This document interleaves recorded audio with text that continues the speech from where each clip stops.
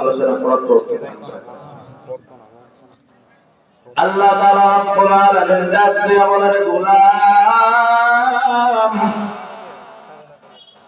গোলাম তুমি যদি আমাকে পেতে চাও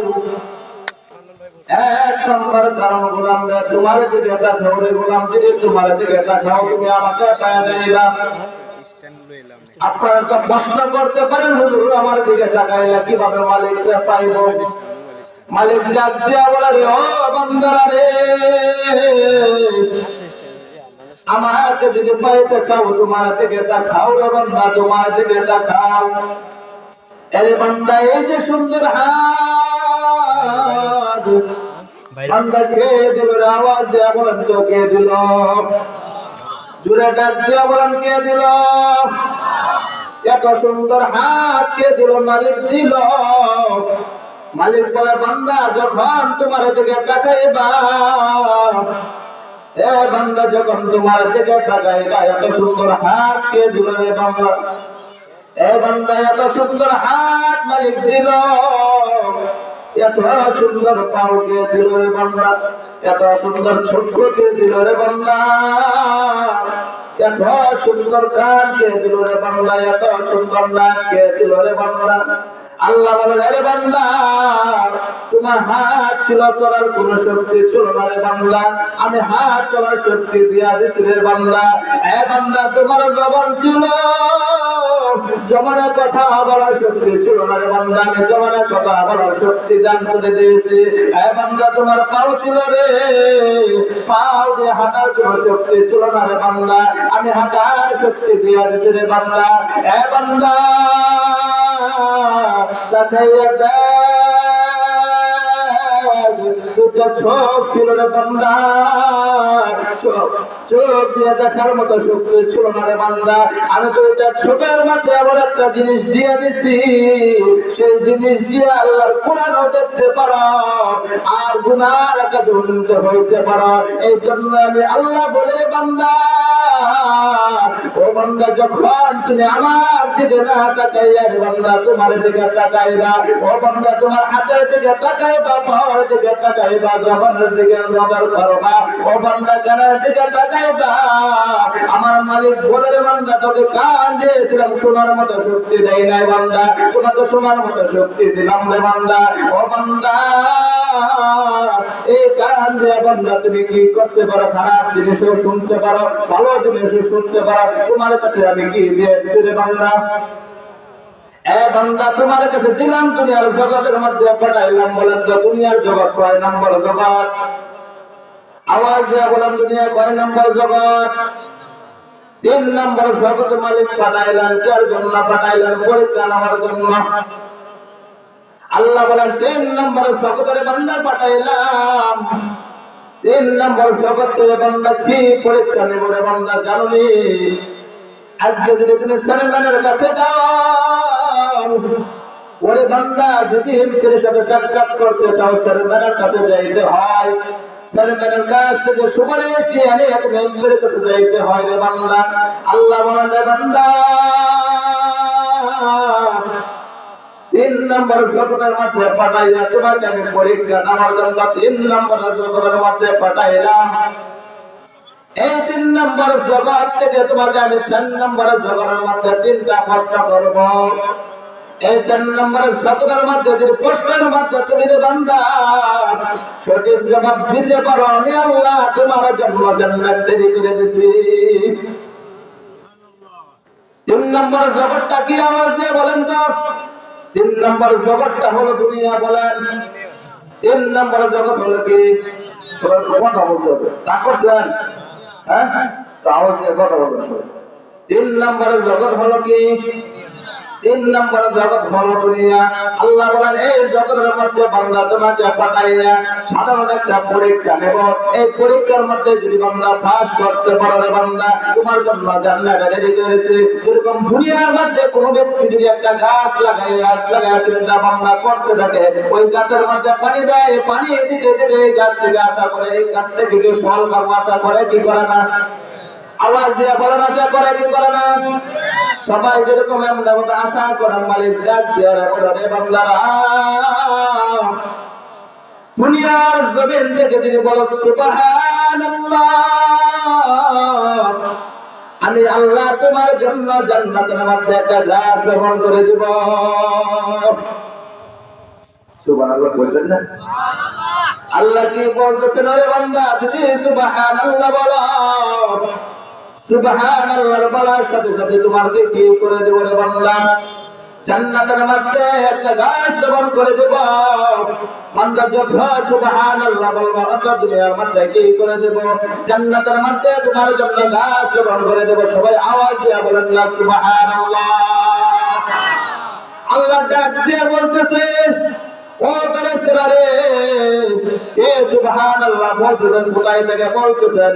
বলবে কান সাদারুল উলুম মাদ্রাসা থেকে সুবহানাল্লাহ বলতেছে, সুবহানাল্লাহ বলতেছে। কে বলতেছে রে সুবহানাল্লাহ? ও বান্দারা সুবহানাল্লাহ বলতেছেন। আল্লাহ বলবে রে বান্দারা রে, সুবহানাল্লাহ বলতেছে। জান্নাতের মধ্যে একটা গাছ রোপণ করতে চায়, বান্দারা জান্নাতের মধ্যে একটা গাছ রোপণ করতে চায়। আল্লাহ কি করবে? ফেরেশতার মাধ্যমে জান্নাতের মধ্যে কি রোপণ করবেন? আওয়াজ দিয়ে বলেন। গাছ রোপণ করে দিবেন কে? আল্লাহ বলবেন, আপনি যদি জাহান্নামী হয়ে যান, আল্লাহকে যাইয়া বলবেন, আল্লাহ আপনার হাবিবের হাদিস থেকে শুনেছি, দুনিয়ার মধ্যে যদি জান্নাতের মধ্যে যদি একটা গাছ রোপণ করা হয়, দুনিয়ায় যদি সুবহানাল্লাহ বলা হয়, জান্নাতের মধ্যে আল্লাহ কি গাছ রোপণ করে দেয়। আল্লাহ আমি তো জাহান্নামী হয়ে গেছি। দেখেন আখের উম্মতের কত চালাক।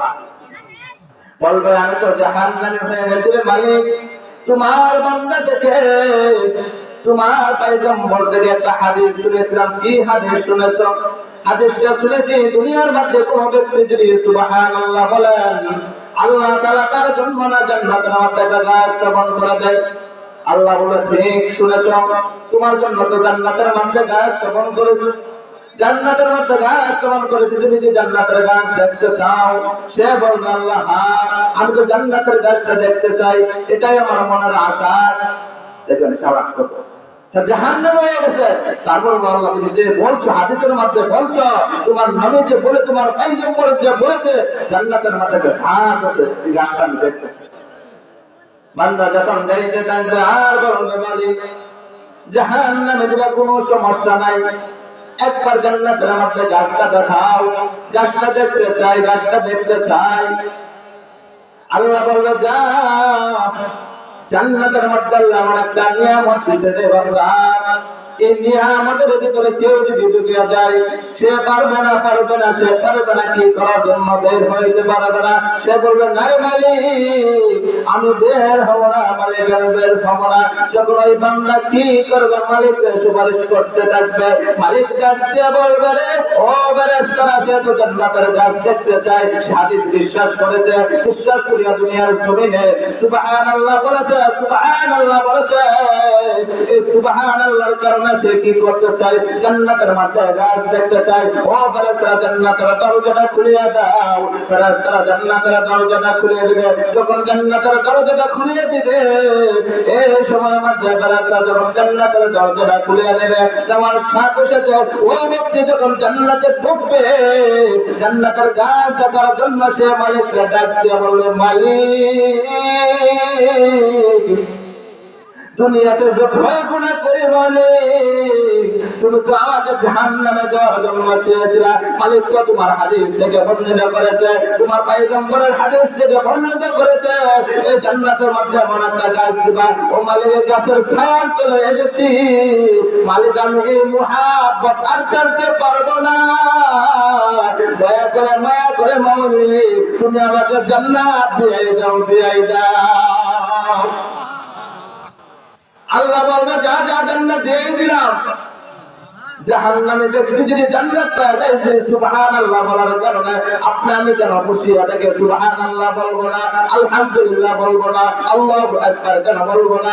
যদি বলতে পারি, আল্লাহ জান্নাতের ব্যবস্থা করে দিবে। দেখেন কেমন বুদ্ধি কাটাইছেন, বুদ্ধি কাটা জান্নাতে গেছেন। কার নবীর উম্মত বলতে হবে? আখিরের নবীর উম্মত। চালাক, অনেক চালাক আখিরের নবীর উম্মত। আখিরের নবীর উম্মত অনেক চালাক। কি করতে দেখবেন? দেখেন সুবহানাল্লাহ বলে জান্নাতে চলে গেলেন। আর এক হাদিসের মধ্যে বর্ণনা করেন, কোন ব্যক্তি যদি সুবহানাল্লাহ বলেন, কোন ব্যক্তি যদি নামাজের পরে 5 ওয়াক্ত নামাজের পরে সুবহানাল্লাহ, আলহামদুলিল্লাহ, আল্লাহু আকবার কোন ব্যক্তি বলেন, যদি বলে লা ইলাহা ইল্লাল্লাহ ওয়াহদাহু লা শারীকা লাহু আহাদান সামাদান লাম ইয়ালিদ ওয়া লাম ইউলাদ ওয়া লাম ইয়াকুল লাহু কুফুয়ান আহাদ। কোন ব্যক্তি যদি এই দোয়াগুলো করতে থাকে, তার যদি পাহাড় পরিমাণ পর্যন্ত যদি গুনাহ করে ফেলে, রে বান্দা যদি আসমান পরিমাণ যদি গুনাহ করে ফেলে, আল্লাহ বলেন ওই বান্দার জন্য কি করা হবে রে জানেন? তার জীবনের সমস্ত গুনাহ কাটা মাফ করে দেওয়া হবে। আমল বেশি বড় ছোট আমল। সুবহানাল্লাহ 33 বার, আলহামদুলিল্লাহ 33 বার, আল্লাহু আকবার 34 বার, لا إله إلا الله وحده لا شريك له أحدا صمدا لم يلد ولم يولد ولم يكن له كفوا أحد। কোন বান্দা যদি এই দোয়াটা পড়তে পারে, আমার মালিক বলে তার জীবনের গুনাহ খাতা আমি মাফ করে দিব। আমরা সবাই চেষ্টা করব এই দোয়াটা পড়ার জন্য। নামাজের পরে বেশি না 5 মিনিট সময়, 5 মিনিট সময় যদি আমরা কাজে লাগাই, আল্লাহ বলে জান্নাত তো আমি বান্দার জন্যই বানাইছি, আমি তো জাহান্নাম বানাই নাই কোন বান্দার জন্য, আমি সকল বান্দার জন্য আমি জান্নাত বানাইছি। কাফেরের জন্য কি বানাই না? জাহান্নাম বানাই নাই। আল্লাহ কি কাফেরের জন্য জাহান্নাম বানাইছেন? বুদ্ধের জন্য কি জাহান্নাম বানাইছেন? আল্লাহ বলেন না রে বান্দা, কারোর জন্য আমি জাহান্নাম বানাইছি না, আমি কাফেরদের জন্য জান্নাত বানাইছি, মুসলমানদের জন্য জান্নাত বানাইছি, সকল জাতির জন্য আমি জান্নাত বানাইছি, আমি কারোর জন্য জাহান্নাম বানাই নাই। জান্নাত আপনি আমার কামাই করতে নিতে হবে। যেরকম সাধারণভাবে একটা কথা বলে, যদি এলাকার চেয়ারম্যান যদি হতে চায়, যদি একটা এলাকার চেয়ারম্যান হতে হলে জনপ্রিয়তা লাগবে, লাগবে কি লাগবে না? মানুষের কাছে কাছে দাঁড়িয়ে দাঁড়িয়ে সময় কাটাতে হয়, মানুষের কাছে রাত্রে রাত বলা যাবে না, দিনে দিন বলা যাবে না, মানুষের দাঁড়া দাঁড়িয়ে যেতে ভাই যদি তুমি আমাকে মনে হয় ভালো করবো, তুমি আমাকে বলে কি বলে না? সবাই কি করেন? চেয়ারম্যান হওয়ার জন্য মানুষের দাঁড়িয়ে দাঁড়িয়ে যায়, যা বলে আমাকে একটা ভোট দিয়ে আপনাদের সেবা করার জন্য, বলেন আপনি আমাকে চেয়ারম্যান বানান, এটা বলে না, আপনাদের সেবা করার জন্য আমাকে কি দিয়ে একটা ভোট দিয়ে। ওই মানুষগুলো যখন দাঁড়িয়ে দাঁড়িয়ে যায়, মালিক বলেন রে বান্দা, আমি কারোর জন্য কি বানাই নাই? জাহান্নাম বানাই নাই, আমি কারোর জন্য জাহান্নাম বানাই নাই, আমি সবার জন্য কি বানাইছি রে বান্দা? জান্নাত বানাইছি। আমি চাই না কোন ব্যক্তি জাহান্নামে যাইব, জাহান্নামে যাওয়ার জন্য আমি কি বানাই নাই? জাহান্নাম বানাই নাই। আমি যখন জান্নাতের মধ্যে, যখন আদম আলাইহিস সালামকে যখন জান্নাতের মধ্যে রাখলাম, জান্নাত থেকে আদম আলাইহিস সালামকে কোথায় পাঠাইলাম? দুনিয়ার মধ্যে পাঠাইলাম। কেন জানেননি? 3 নম্বর জগতে কয়েকটা পরীক্ষা নেওয়ার জন্য পাঠাইলাম রে বান্দাদেরকে। বান্দা যখন পরীক্ষার মধ্যে পাস করবে, আল্লাহ বলেন বান্দা যখন ইহদিনাস সিরাতুল মুস্তাকিম, মুস্তাকিমের পথে চলতে থাকবে, ওই বান্দার জন্য আমি জান্নাত রেডি করে রাখবো। সকলে তো জান্নাত হবে, জান্নাত হইলেও সকলে জান্নাতে এক সমান হবে না। বলতে পারেন হুজুর কেন এক সমান হবে না? আল্লাহ বলেন ও বান্দা, যদি সকলে তো জান্নাত পাইবে, মুসলমান সকলে জান্নাত পাইবে, আপনার দুনিয়ার জমিনে যদি চুরি করেন, চুরি করার পর আপনার কি দেওয়া হয়? শাস্তি দেওয়া হয়। শাস্তি কেমন দেওয়া হয়? শাস্তি দিতে দিতে সকল যখন শাস্তি শেষ হয়ে যাবে, আপনাকে ছেড়ে দেওয়া হয়। এরকম আল্লাহ বলেন ও বান্দা, গুনাহ করছস, গুনাহ করার পর যত কি করাবে? শাস্তি দেওয়া হবে। শাস্তি দিয়ে যাওয়ার পর ওরে বান্দা তোকে জান্নাত দিয়ে দেওয়া হবে। যদি কোনো ব্যক্তি করেন, মুসলমান কোন ব্যক্তি যদি বলেন লা ইলাহা ইল্লাল্লাহু মুহাম্মাদুর রাসূলুল্লাহ, আল্লাহ বলেন সকল ব্যক্তিদেরকে লা ইলাহা ইল্লাল্লাহু মুহাম্মাদুর রাসূলুল্লাহ এক যারা পরিমাণ ঈমান থাকার কারণে সকল ব্যক্তিদেরকে আমি জান্নাত দেব। যদি যারা পরিমাণ ঈমান থাকে, ঈমান থাকে, যদি যারা পরিমাণ ঈমান থাকে, তাকে জান্নাত দেব। ওরে বান্দা, কামাই করে নিতে হবে। কেমনে করে কামাই করে নিতে হয় জানোনি? এই যে মাদ্রাসা কাংশা মাদ্রাসা থেকে বলে যায়, ও বাবারা কেন মাদ্রাসা ছাত্রদেরকে মহব্বত করবেন না, কেন ভালোবাসবেন না জানেন? যে কোনো ব্যক্তি যদি মাদ্রাসার ছাত্রদেরকে ভালোবাসেন, আপনাদের সামনে একটা হাদিস পড়েছিলাম, খায়রুকুম মান তাআল্লামাল কুরআন ওয়া আল্লামা। আমি সেই হাদিসের ব্যাখ্যার দিকে চলে যাচ্ছি রে বাবারা, লক্ষ্য করে শুনবেন, কোনো দিকে নজর দেবেন না বাবারা। ও বাবারা, লক্ষ্য করে শুনেন, কোন ব্যক্তি যদি একটা ছাত্রকে যদি মহাব্বত করতে পারে, ভালোবাসতে পারেন, আল্লাহ বলেন রে বান্দারা রে, যদি কোনো তলাবুল ইলম তাদেরকে যদি ভালোবাসতে পারো, মহাব্বত করতে পারো, কোন যদি মাদ্রাসার ছাত্রকে একবেলা খানা খাওয়াইতে পারো রে বাবারা, একবেলা যদি তো একবেলা খানা খাওয়াইতে পারো, যদি একটা ছাত্রকে রোজা রাখতে পারো রে বাবারা, লক্ষ্য করে শুনো, কোনো দিকে নজরে দেবে না রে বাবারা, লক্ষ্য করে শুনে যদি কোনো ছাত্রকে যদি সহযোগিতা করতে পারেন, আমার আল্লাহ বলেন কি করবে জানো? তুমি যদি একটা তলাবুল ইলমে সহযোগিতা করলে, একটা ছাত্রকে সহযোগিতা করলা, আল্লাহ বলেন আরে বান্দারা রে, তুই যদি জাহান্নামী হয়ে যাও, ওই তলাবুল ইলমদেরকে সহযোগিতা করার কারণে, ওই তলাবুল ইলমদেরকে মহাব্বত করার কারণে আল্লাহ বলেন ওরে বান্দারা, একটা তলাবুল ইলমকে সহযোগিতা করলে কিভাবে সহযোগিতা করলে? একটা কোরআন শরীফ কিনে দিলে, কোরআন শরীফ দিয়ে সহযোগিতা করলে, একটা আম পড়া কিনে দিলে দিয়ে সহযোগিতা করলে, সহযোগিতা করার পর ওরে বান্দা যখন এই সওয়াব ছাড়া যখন করবে, আলিফ লাম মিম, আল্লাহ বলেন ওরে বান্দারা যখন এই বান্দা করবে আলিফ লাম মিম পড়তে থাকবেন, ওরে বান্দারা ওই ব্যক্তি যখন এই সওয়াবুল ইলম যখন পড়তে থাকবে, আর যদি 10 টাকা দিয়া মাদ্রাসার যদি সহযোগিতা করা, ফরিদার মাধ্যমে যদি সহযোগিতা করেন, আল্লাহ বলেন ওরে বান্দা গভীর রাত্রে সবাই ঘুমিয়ে যায়, তারা কারা ঘুমায় না জানি? এমন মানুষ আছে তারা ঘুমায় না, তাদের নাম হলো তলাবুল ইলম। তারা ছাত্ররা যখন রাত গভীর হয়ে যায়, বাবারা লক্ষ্য করে শুনেন, যখন ছাত্ররা ঘুমায় যায়, যখন মানুষগুলো ঘুমায় যায়, ছাত্ররা গভীর রাত্রে উঠিয়া বাবা তাহাজ্জুদের নামাজ পড়ি, ঠান্ডা পানি দিয়ে ওযু বানাইয়া মালিককে ডাক দিয়া বলে রে মালিক, শীতের মধ্যে ওযু বানাইয়া তাহাজ্জুদের নামাজ পড়ি, মালিককে ডাক দিয়া বলে রে মালিক, সবাই তো ঘুমিয়ে গেছে, মালিক আমি ঘুমাই নাই রে মালিক, আমার 8 বছর বয়স হতে পারে, 7 বছর বয়স, মালিক আমি ঘুমাই নাই, আমি তো মায়ের লেখার করে থাকার কথা ছিল রে মালিক, ও মালিক আমি ঘুমাই নাই, না ঘুমায় মালিক তাহাজ্জুদের নামাজে পড়ি, এ মালিক তোর মধ্যে পড়ি আছে, তার মধ্যে পড়ি, আরে মালিক তোমার কাছে ক্ষমা চাই, এ মালিক তোমার কাছে ক্ষমা চাই, আমার মা বাবার গুনাহটা মাফ করে দাও, আমার আত্মীয় স্বজনের গুনাহ কথা মাফ করে দাও। তলাবুল ইলম যখন কাঁদতে থাকে, আল্লাহ ডাক দিয়া বলেন ও দুনিয়ার উম্মতরা তাকায়া দেখ, কে দেখো চোখের পারে পালাইতেছে, কে চোখের পারে পালাইতেছে।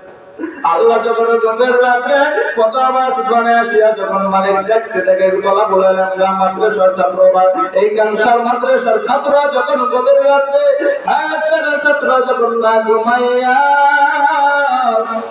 শীতের মধ্যে ওযু বানাইছে, ওযু বানাইয়া মালিককে ডাকতে বলে রে মালিক, বনে কোনো চাউলের ব্যবস্থা নাই, ও মালিক এমন এক ব্যক্তি যে এক বস্তা চাউল দিয়েছিলেন রে মাওলা, তার গুনাহ কথা মাফ করে দেন, তার কামাই মধ্যে বরকত দিয়ে।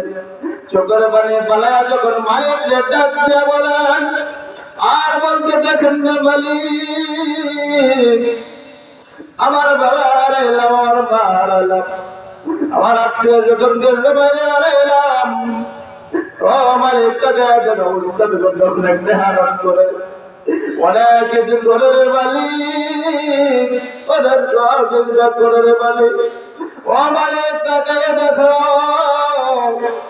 তুমি যদি মাফ না করো মাওলা কোথায় যাবো রে মাওলা? গভীর রাত্রে উঠিয়া দেখলা চোখের বাড়ি পালা কাঁদতে থেকে আল্লাহ বলেন কে কাঁদতে রে? আল্লাহকে দেখে ডাকে কান্না বেড়াস্তারকে ডাক দিয়া বলে বেড়াস্তারে কে চোখের বাড়ি পালা কান্দে?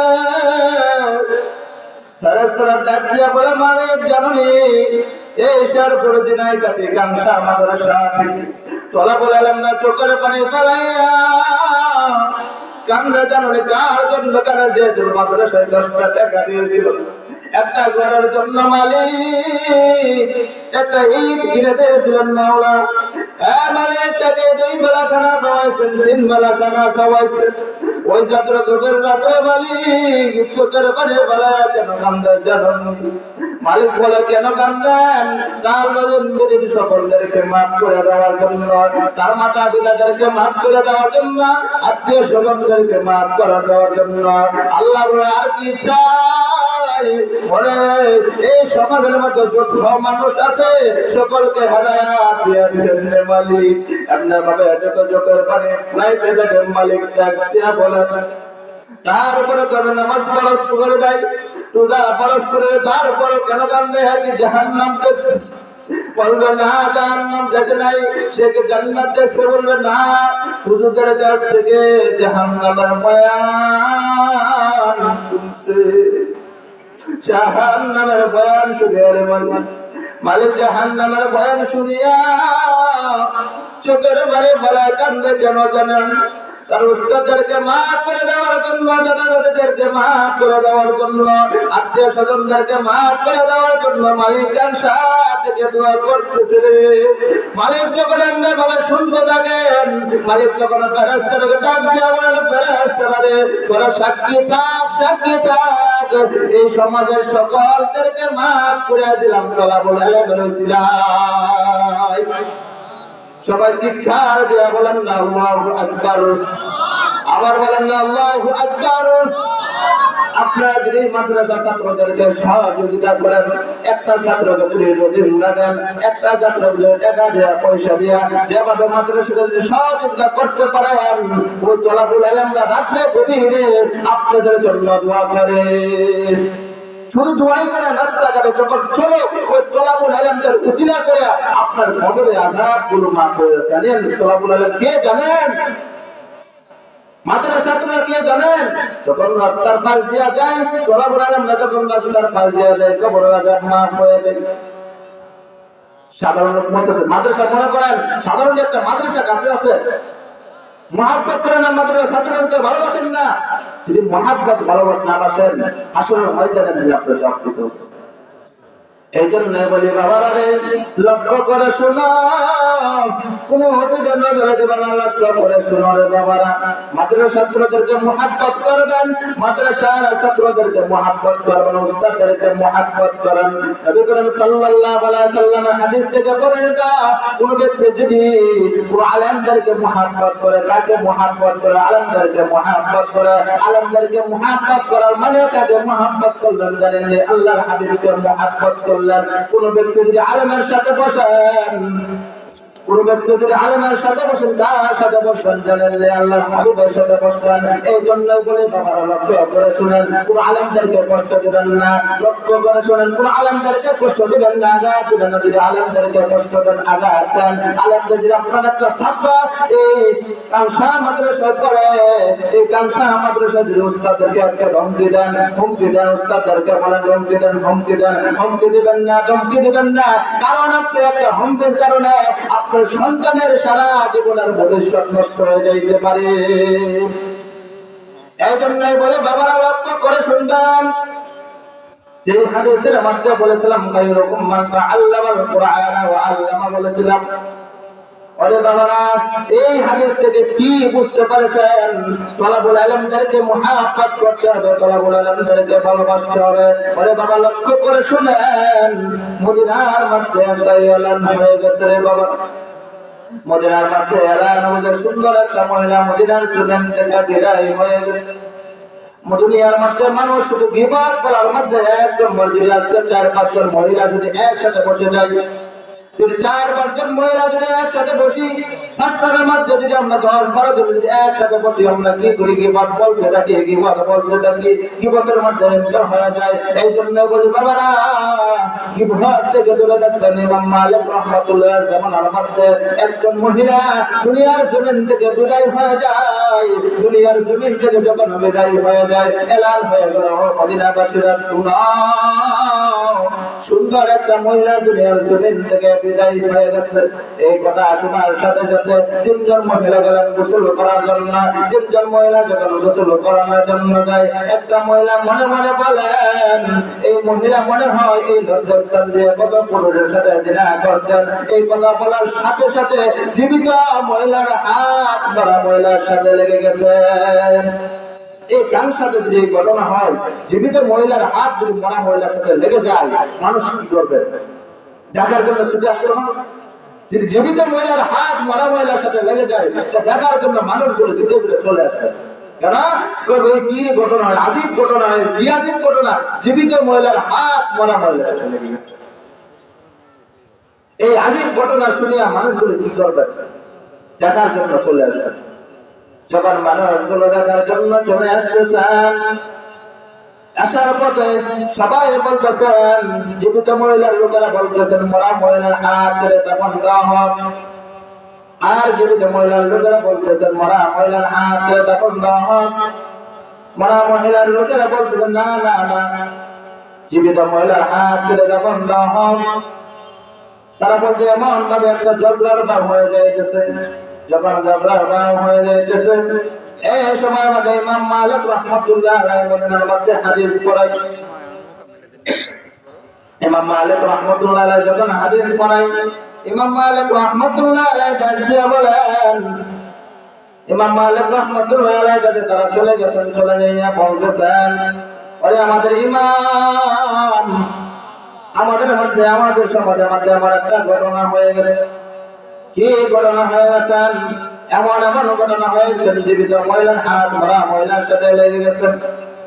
যখন আমরা বলতে থাকি, ইমাম মালিক রাহমাতুল্লাহ আলাইহি ডাক দিয়ে বলেন, আমার সেই জায়গায় যাইতে হবে, ঘটনা বুঝতে হবে, সেই জায়গায় যাইতে হবে। ইমাম মালিক রাহমাতুল্লাহ আলাইহি, ইমাম মালিক রাহমাতুল্লাহ আলাইহি সেই জায়গায় আসি, ইমাম মালিক রাহমাতুল্লাহ আলাইহি ডাক দিয়ে বলেন, ওগো মা, কি ঘটনা হয়েছিল মা? মা ডাক দিয়ে বলেন, বাবা আমি যখন গোসল করাই, গোসল করানোর সময় আমি মনে মনে বলেছিলাম জীবিত, আমি মনে মনে বলেছিলাম এই লজ্জাস্থান দিয়ে মনে হয় কত পুরুষের সাথে জিনা করছে। এই কথা বলার সাথে সাথে আমার